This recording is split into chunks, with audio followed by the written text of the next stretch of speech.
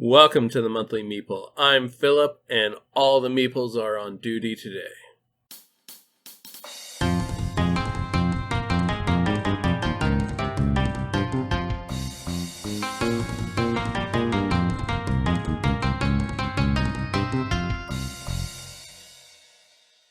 Let's get right into it. Into the news, layoffs continue kind of across the board in large video game publishers. I am very saddened by this fact that they decided that the easiest way to scrap money is to scrap people, and I am terribly sorry if you had to work in those conditions. Hopefully, you guys decide to band together and put out good games on your own without big studios backing.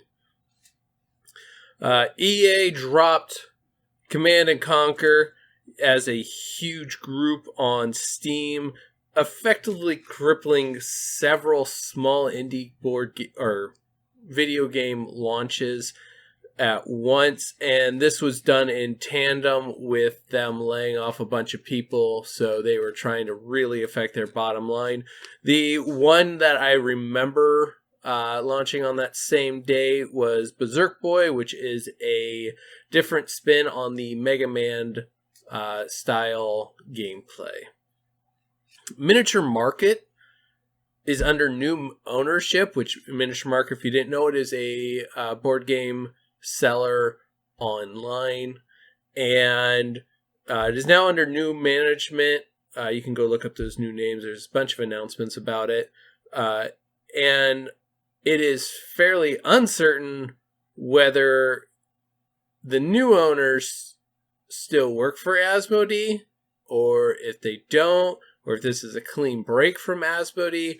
We're not really sure, but the new owners did work for Asmodee at one point, and we don't know if it's completely separate from Asmodee, because Asmodee did purchase Miniature Market a while ago, but they didn't mention it as a sale, just that it's under new ownership.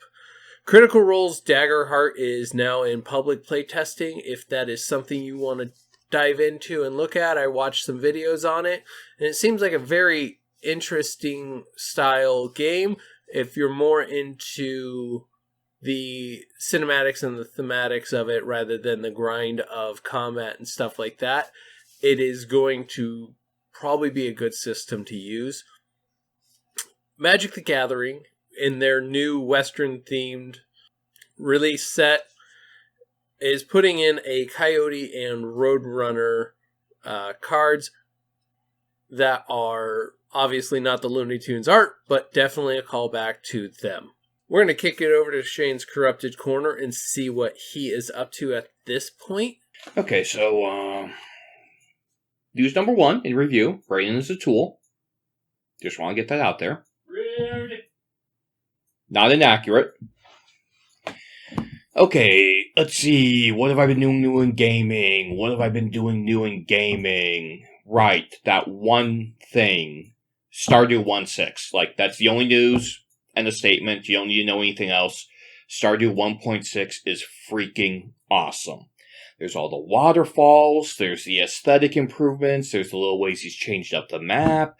The giant trees that really bring home that sense of magic, and somehow it all fits in like it was there from day one of programming, which is how you tell it's really a love note. You know, new crops, new books, new abilities. The rebalanced XP threw me for a loop, since all of us veterans have that way of cheating early game, and then you wake up with half energy because it's not that way anymore. Oops.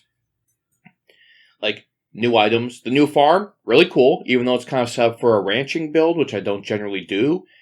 It's still just kind of a really cool, neat farm, and it is absolutely beautiful. New secret doors, new mystery boxes, new merchants. I hear there's new festivals. It is crazy how much new stuff is in the 1.6 update. I actually think it's bigger than the 1.5, which kind of doubled the size of the game, more or less. And it's all the little things. Like, if you haven't fired it back up, I would say create an entirely new file for Stardew. Because it's one of those things where he spent a decade making a list of 1,000 little things that would make the game just a touch better. and still fit in with the entire aesthetic, and he pulled it off perfectly. And yeah, the way I describe it, it's a love letter to the community who loves the game so much. It is such a good update, and I haven't even unlocked, like, half the seasons, or the desert, or Ginger Island, or any of that. So, yeah, looking forward to all of that. So, yeah, Stardew 1.6, and Braden is a tool. Still rude. Back to you, Phil. Phil still can't find a stone owl. That's going to be the most gratifying part. Alrighty, thank you, Shane. And boy howdy, do I know how that game can take over someone's life. I have purposely not opened it quite yet, because I don't want to get sucked in and lose, 40, 50, 100, 200 hours into that game again. As much as I've heard rave reviews about all the new content out there, and I saw Tribbles today laughing because she did find a stone owl. So while that comment was hurtful, it was not untrue. Eventually, I'll find a stone owl. Eventually. In board game news, DC United from CMON was announced for a GameFound campaign in July. I am not sure I can afford to get in on this, but I also look at it going, man, I have it all already. Do I really want to keep going? It will honestly depend on I will wait to back it until way late, and then I will probably have to, if I really want to, I will have to do stretch pay on that one, which is a great feature on GameFound. Kyoto no Niko is being published by the same publisher of Takenoko and Mind Management. The reason this one caught my attention was you are playing as cats, exploring Kyoto on, the good things that can happen to a cat and the bad things that can happen to a cat in the town. And you're laying down and flipping tiles and exploring. It looks really solid. I want to see more about what's going on with it. And then Square One by Boardcubator is coming. Boardcubator, actually this one is launching here in April at some point soon. That is kind of all the games that I have right now that I'm looking forward to in the future. Gen Con is coming as well, so I kind of have to leave stuff open for that. I'm a little mad now that I think about it. If they're doing a July campaign for DC United, that's like dipping into people's Gen Con trip money, basically. And I'm not sure how I feel about that. And it might even overlap Gen Con, which feels really weird to me. Anyways, let's scoot over to the business end of things and see what he's up to. Alrighty, well, thank you, Phil.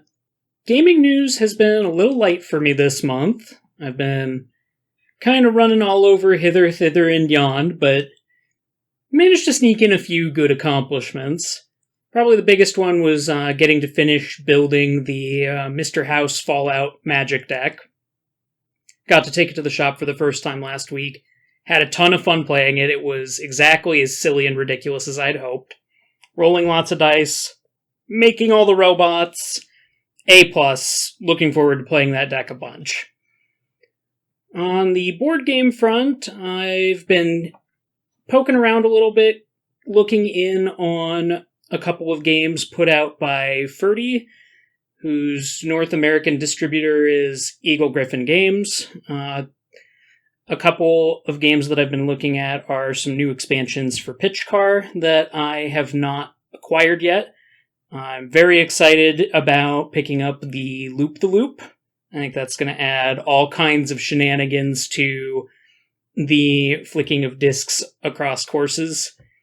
I also picked up expansion number 8, which it allows you to basically split a track into 2 parts and then rejoin it.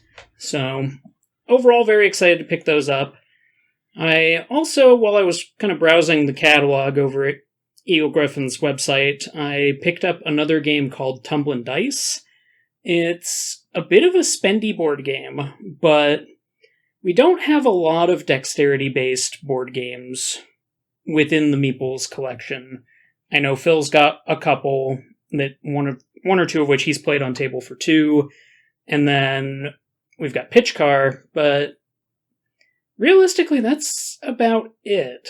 Tumblin' Dice looks like it's going to be a lot less reliant on the exact type of finesse that you need to play Pitch Car well, where you're just flicking a disc from where it is on the racetrack. Tumblin' Dice is more of a standardized tier system board where you are launching a die from a spot up at the top of the board and trying to land it with the highest multiplier at a tier further down the board. I think it's going to be all kinds of silly fun. I'm looking forward to us streaming it. But beyond that, that's pretty much all I've got for gaming news this month. I'll try and get a link to Phil with the deck list for the Mr. House Commander deck if you want to take a look at that in the comments below. But otherwise, that's pretty much it for me. Back to you, Phil. What about the news that you're a tool? That's not news! You made it up on the spot! Not inaccurate, though. Thank you, Braden, and I am looking forward to those additions to Pitch Car, which we need to break out some point here very soon. What have I been up to in board games? I'm glad you asked. I have started sleeving Primal because I got all the sleeves. I might as well do it, and this game has so many cards, and I see it as adding value to the game rather than having to go out and add extra on top. The sleeve quality is actually pretty good. I've been kind of impressed. I've yet to split a sleeve as I put them on. Foundations of Rome, I've got my shipping notice for that, and I can't wait for it to get here because I have the playmat that I have been able to do nothing with since I've got it. This has been a very weird campaign for Arcane Wonders because I figured they would be better about it, but it has taken a long time for this to fulfill, and I'm super excited to get it. My youngest is starting to figure out how to play Land versus Sea against me, and she is doing a fabulous job of cornering me and making it very hard for me to get points in the game. We have gone 50-50 so far, and I look forward to her developing more into that strategy brain. I bought Final Fantasy 7, 8, and 9 on the Nintendo Switch platform, and needless to say, the nostalgia in me is driving really strong, and I look forward to diving back into them. I prefer an old style of RPG, not an action-adventure RPG. I like the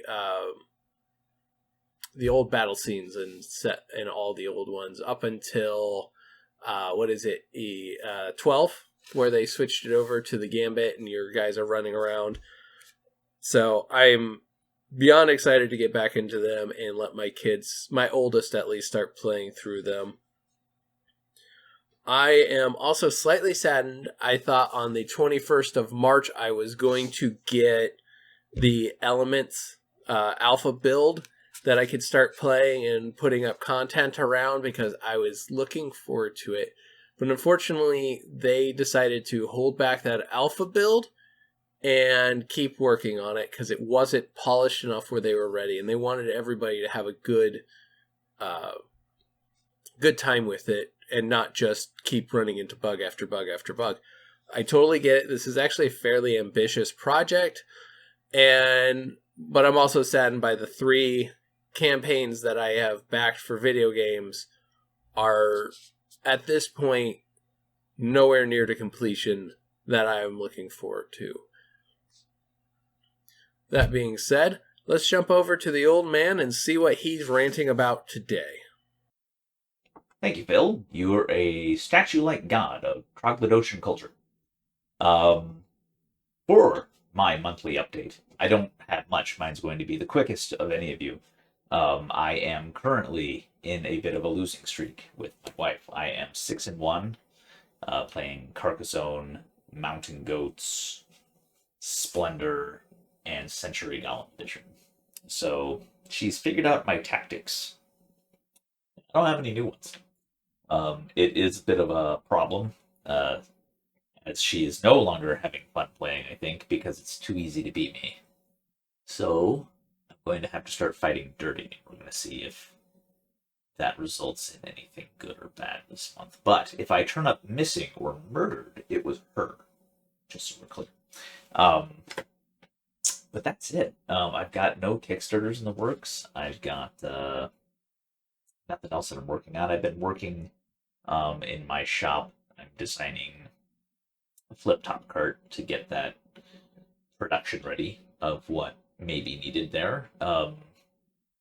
But nothing in the world of gaming, really. I'm still looking forward to Gen Con, but that's far away. So,